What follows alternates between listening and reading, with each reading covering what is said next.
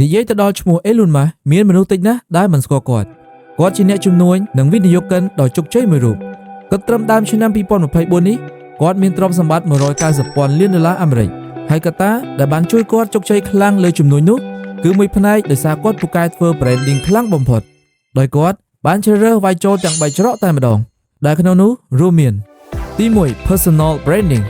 អាចបកប្រែថាការធ្វើយីហោលើបុគ្គល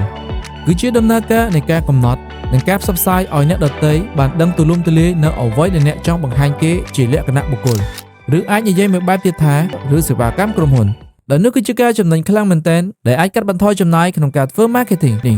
ខ្ញុំសូមឆ្លើយថាវាគឺអាស្រ័យត្រង់ថាតើបងប្អូនបានស្គាល់វិធីសាស្ត្រអ្វីខ្លះហើយប្រើប្រាស់វារបៀបម៉េច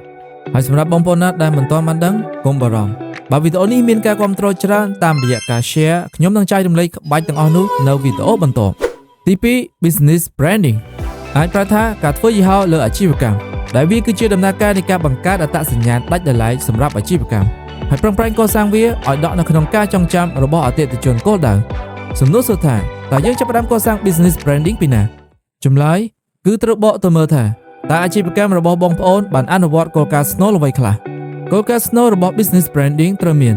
ឈ្មោះក្រុមហ៊ុនដ៏ជាក់លាក់មួយ slogan logo color code និងការរចនាទាំងឡាយណាដែលបង្កប់នូវអត្តសញ្ញាណរបស់ក្រុមហ៊ុន